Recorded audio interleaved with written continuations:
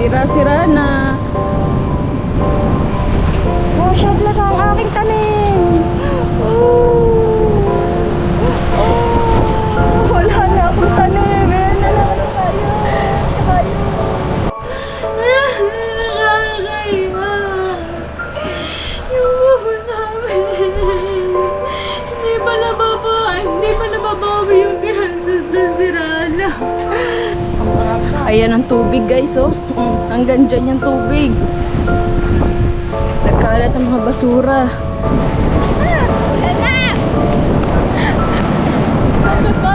So, ayan guys. So, ito po yung ating beneficiaries.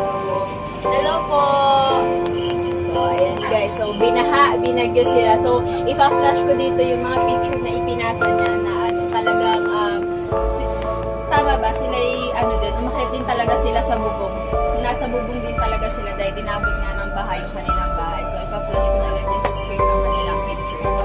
So ayan, what's up guys? Andito na naman tayo sa Kubo. So kakagising lang natin na late na tayo ng pag-vlog dahil naghahakot sila ng mga gamit galing doon sa Kubo namin. So talaga guys, kung kahapon ang vlog ko is yung Kubo lang yung mismong nasira, yung cottage, yung mismong cottage. Ngayon, hanggang kwarto na talaga yung tubig. So tara, tignan natin. So, ayan sila, kanina pa sila naghahakot and kakarating lang natin. So ngayon, dahil umaga, so lumayo na naman yung dagat. So ayun yung dagat. Medyo malinaw na siya kung parang kahapon. Kahapon sobrang lang. Kagabi, hanggang ganyan talaga yung yung yun. So ito yung kubo natin. Kahapon, ito lang yung nasira. So kita-kita nyo guys, so ang taas na ng buhari. Ito talaga yung dagat kagabi.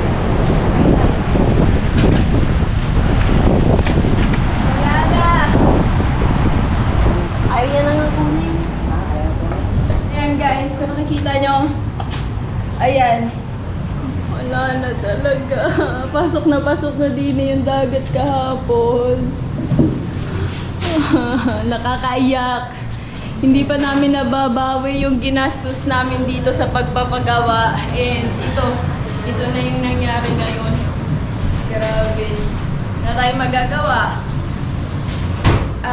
Hindi naman talaga talagang malayo talaga siya sa malapit talaga siya sa dagat, kaya natural disaster ika nga. So ayan, sobrang daming gamit dito na na nila na tawag dito, nahapon na nila. So umili yun, abot mo sa akin. Ang daming ibis.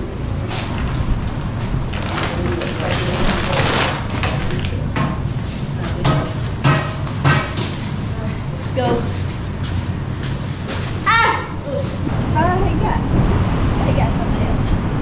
Ayan ang nanay nila. Nay, ikaw mag-picture. Ano ba? Ikaw na, Elisa. Mabilis ka ito.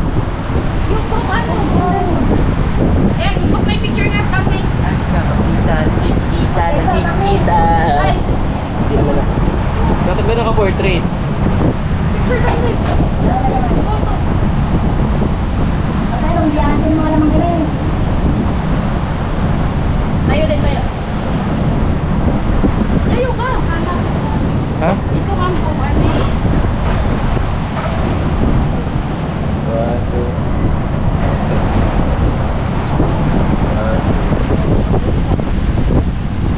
Tayo din.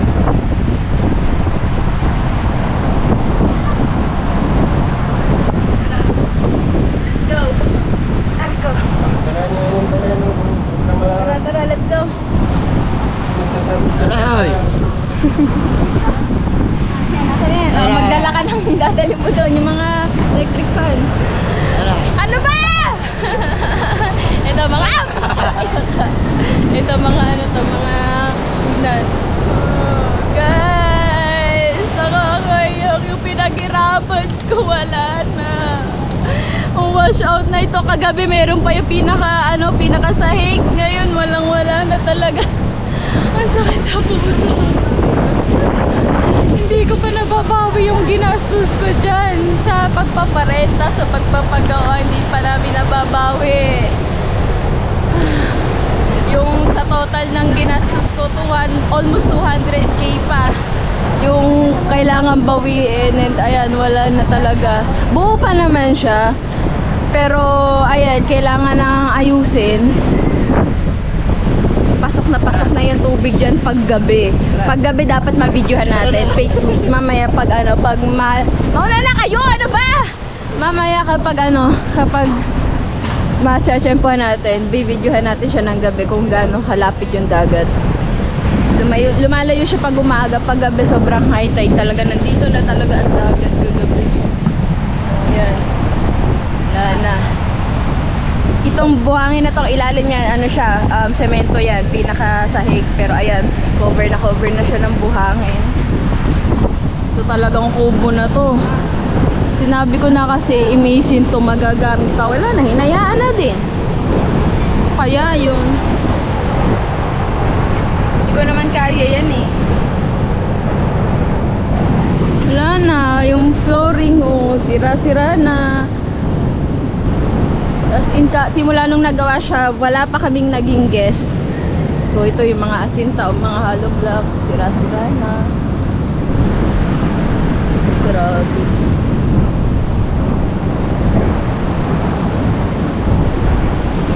Sakit sa puso, grabe oh, yung puno ng talisay, ilang taon na yan. Ngayon lang siya nagkaganyan, no? Bunot, pati ugat.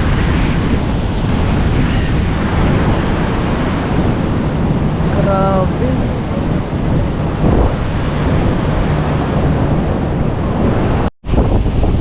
Para ako naglayas dito.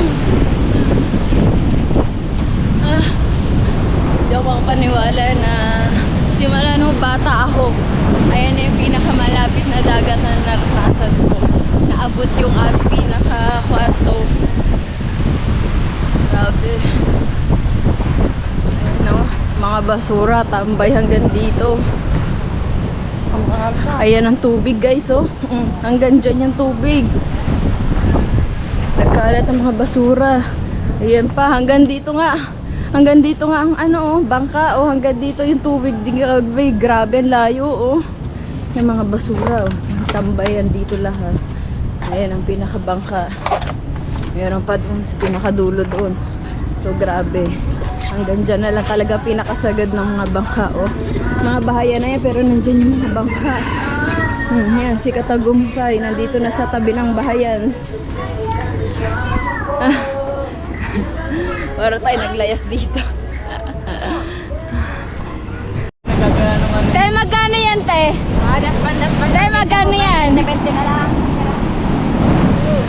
Palit cellphone. So guys, last hakot bago umulan, dumidilim na naman ang kalangitan. Kagabi ang thumbnail ko, clickbait lang na kapakpak na paiyak nung makita si Rangkubo. Ngayon, totoo na. Ang bigat sa dibdib, kahit wala ako noon, ang bigat. Ang bigat sa puso. Grabe yung pinaghirapan mo. Yung inayos-ayos mo, ganito na siya.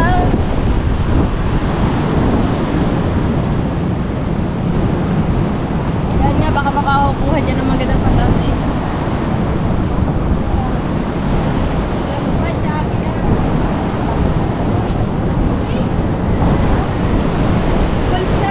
Dito ka.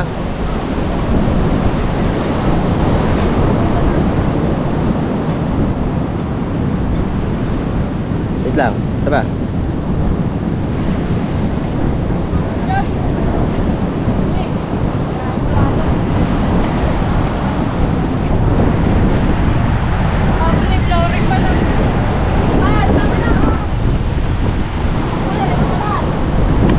Last one. Ayun yung ihawan.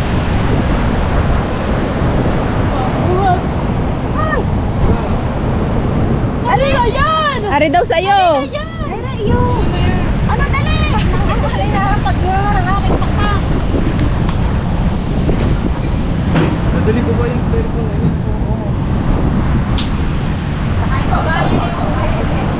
Grabe ang basura oh. Ang pakakapal.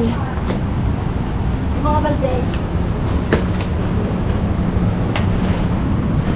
Basta napapunta ko sa kahin na ito yung malaki dito, tatay. Mamay, tatanong ko sa Alon kung paano niya dinala dyan. Bakit daw napunta dito yung malaking kahoy? Baka dinala ng alon. Tanong mo sa alon. Napakagaling ng alam buti dyan sa tabi. Kaya lang, yung aking yero. Yan. Basurahan. Ayun yung Ano takbo. kayang basurahan? Ito, tusungan natin dalawa. Kaya mo na yan. Ang kamay. Dalawang kamay. Paano kayo makakadalawang kamay? Yan. Sige. Kaya mo yan. Matulas eh. Hindi naman kita yung binubuhat Ang natin. ilagay para pag-ano yung galing. Mamaya, naka-transformer ako. Magagalitin. Kaya si Elisa na lang pagbigay. Elisa!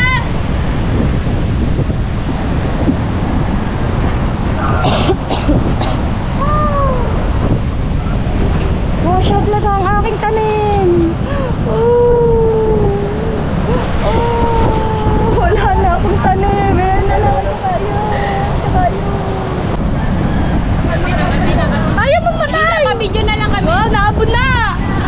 Tara na, dali. Tara na, dali, naabot na. Huwag na, abot. Ari, Jerwin, yung ihawan.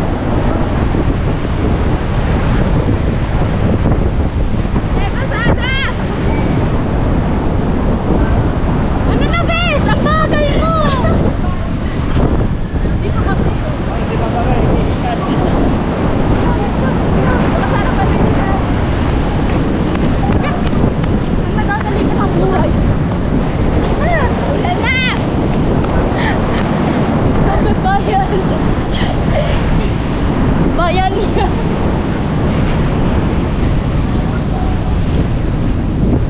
Tingnan nyo guys yung bubong mo. Masarap natin. Yung bubong nila. Hindi ko nakakangalay. Basa na.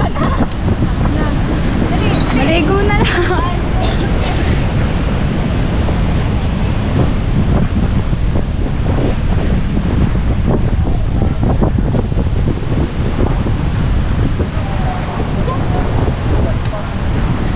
Ano ba? Ano ba? Kahirap na rin. Ano na kayo?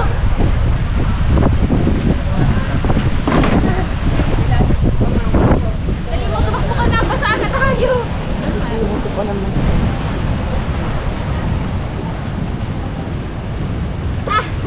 Panganama sa ilalim. Una ka. Nada pa.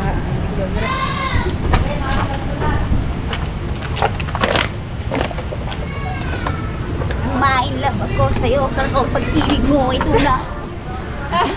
Arby, dultag babush. So ayun guys, after namin maghakot, dito kami sa Seymour, bibili kami ng manok pang ulam para sa mga naghakot. So sagot namin yung tanghalian nila. Alright guys, so nakauwi na tayo and nagpapaluto na tayo ng ating tinola. So ayan. Bali, almost 3 kilos ng manok. Alright, tinola para may sabaw naman. Alright. Nakakaya. Yung buho namin. Hindi pa nababawi yung gasos ng sirana. Nakakaya kayo sibuyas. Alright guys, so tanghalian na, 12:30 na, mag-aalauna na ngayon palang kakain. So ayan, ulam namin. The seeds. So yung what's up guys, so lingid po sa kaalaman ng iba is ako po ay nangalap ng donasyon para sa, ang tagline ko is piso para sa Cebu, pero yung aming palang beneficiary is from Isabela. So sa mga nag-donate po from Isabela po pala ang ating beneficiary, pero halos din sila eh, halos same din ang nangyari sa Cebu, kaya ayun, parang piso para sa Cebu din. Maraming naggawa ng ganun sa Facebook, nakita ko. So, naisip namin ng Topcel TV na why not gawin din namin. So, ayan, nangalap po kami habang nagla-live kami, twin live namin. So, binababa ko dun yung Gcash number ko. Tapos, ayun, nakakalap po tayo ng 5,844 pesos. So, ayan, nagawa pa siya. Mag-iikot pa sana kami ng nakagantoy, kaso nga nagbagyuhan, so hindi namin nagawa. Tapos, ngayon, bali 2 days po namin yung ginawa. 2 live po namin ginawa yung pagsusulisit na yun sa live. So, ayan, babanggitin po namin yung mga nagbigay ng kanilang donasyon. Si Ninong Jaime Lakay Bumatay, si Sir Juggernaut, si Ate Inday Len, si Mami May Santos, sino pa ba? Si Kuya Nad Flores. So, ayan, Babylyn. ayan, si Ate Babylyn Feliciana, so kapatid ng Top Cell TV. So, pwede ba nating ma-check o mag-double check yung mga ano? Ayan, tsaka si Kuya Marvin. So, ayan guys, so ito po yung ating beneficiary. So, hello po! So, ayan, ngayon na po namin ibibigay yung aming nakalap na donasyon para sa inyo. So, ayan po. Ayan. Pinasa na po sa inyo yung mga pangalan po. So, pwede po ba kayong mag-thank you po sa kanila? So, ayan, harap po sa kanila. Nakita mo na te, yung mga pangalan na sinend ko. Oo, yun na te. Oh, pasalamat ko na lang te sa kanila. Hello po Ba- sa mga nagbigay. Thank you po kay Kuya Jaime Bumatay, Javernas, Inday Lynn, La Flores, May Santos, kay Marvin at saka kay Ate Babylyn Feliciano. Thank you po. God bless po sa inyong lahat. Yes. Ate, pwede ko bang malaman kung ano yung eksaktong lugar nyo? Ano po? Isabela Negros Occidental. Isabela Negros Occidental. So, pwede ko po bang may tanong kung bakit po kayo lumapit kay Ate Isel? Ano pong nangyari sa inyo? Ano po kami na ano po lang yung nakuhaan po kami dito. Kaya na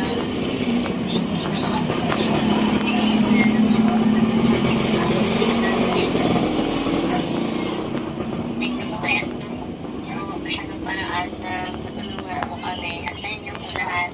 So, ayan guys. So, binagyo sila. So, ipa-flash ko dito yung mga picture na ipinasa niya na ano, talagang, tama ba? Sila din, umakyat din talaga sila sa bubong. Nasa bubong din talaga sila dahil dinabot nga ng bahay yung kanilang bahay. So, ipa-flash ko na lang dyan sa screen yung kanilang picture. So,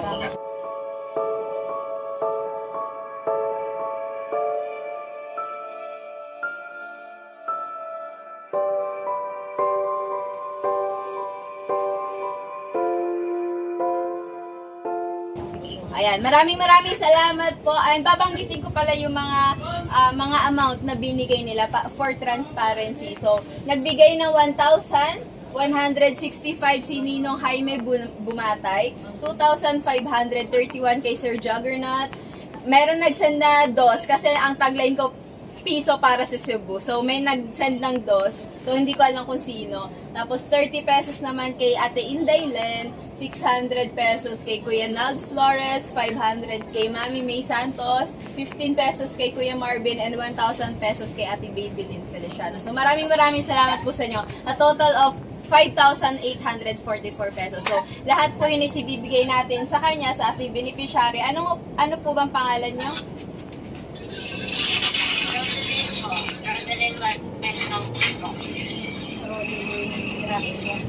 Si Ate Rodeline. So, siya po is dating katrabaho ni Ate Isel, kaya yan, lumapit po siya sa Top Cell TV. So, ayan guys. So, ikaw na lang ate bahala mamigay dyan sa pamilya mo. Magbahagi sa iyong pamilya din. Sa ibang mong pamilya pa. Okay po. So, ayan. So, Thank you po. so ayan po. So, kano Ate Isel? So ayan, Ate Rodeline, maraming salamat din tayo kay Kapakpak, yan kay Hazel Joyce Aguila, yan yung aming pamangkin. Kasi ayan yung sa'yo, talagang nagpursige para makalikom lang ng pera na pantulong sa inyo. Tapos bahala ka na te na magbigay dyan sa mga kapatid mo o kung sino yung gusto mong bigyan diyan sa paligid mo. Bahala ka na te. Bumili yung pangunahing pangangailangan nyo te. At sana ay maka-recover po kayo guys. Tama ba kayo? Maka-ano rin kayo. Maka-ahon agad kayo. At pasalamat tayo kasi sabi niya, gano'n naman daw yung nangyari. At least daw silang pamilya ay buos. Ng mga anak niya, lahat, mga kapatid, kompleto sila. So yan te, ingat-ingat kayo dyan at meron na naman atang parating na bagong bagyo pa uli. Kaya ingat kayo te, bahala ka nating mamahagi sa iyong pamilya te. Ako, 10 year na nung nag-testing namin, guys. So, yan. Send ko na lang po sa Gcash nyo po. Kaya, God bless you more, bro. Sige po. yan, maraming salamat po ulit sa lahat po ng nagbigay, sa tulong para sa family ni Ate Rodeline. Yan po yung beneficiary po ng ginawa po ni Kapakpak na solicit po na piso para sa Cebu, pero ano po pala sila, taga Negros Occidental, Isabela.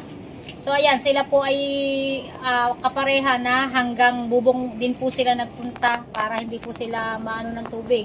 So ayan, wala rin silang naligtas na mga gamit at sadyang yung mga sarili lang nila ang una nilang niligtas. Maraming salamat po ulit sa lahat po ng mga tumulong po, mga nagbigay, nagpaabot ng tulong kay na Ate Rodeline sa pamilya niya. Thank you po kay Kapakpak. Sabihin mo din pala, Ate Isel, yung na hindi sila nababahagian ng mga ayuda. Oo, ayun po, bali si Ate Rodeline po, kaya po naghingi ng tulong sa akin. Wala na siyang maisip na hinga ng tulong kasi po yung ayuda na binibigay po sa kanila, inuuna po yung nasa evacuation center. Sila po ay hindi naman po napapunta sa evacuation kasi doon na nga lang sila sa itaas nila sa mga bubong. Kaya sila ay hindi muna sila nabibigyan ng tulong. Kaya ang ginawa po niya, sadya ho daw na kahit nakakahiya, ay inanuhan na ho daw niya, kaya pala na daw ho niya ang mukha niya para tumawag ho sa akin para po humingi ng tulong. So yan, sabi ko naman po ay hindi naman nakakahiya kung nakakita naman po talaga namin yung sinapit nila. So ayan, Ate Rodeline, thank you ulit sa mga nagbigay. Last message te sa mga tumulong te, sa mga nagbigay. Thank you po sa lahat. Thank you po talaga. Si Lord na po bahala mo balik sa inyo. So, ayan, gusto ko lang din pong magpasalamat sa lahat po na nagbigay at naging posible po itong ang ating ginawa. So, maraming salamat po talaga. Hindi ko po akalain na ganito po kalaki ang malilikom na. Hindi naman siya masyado malaki, pero hindi ko ina-expect na ganito yung malilikom na pera natin in just 2 days, in just 2 lives. So, maraming salamat, guys. Alright.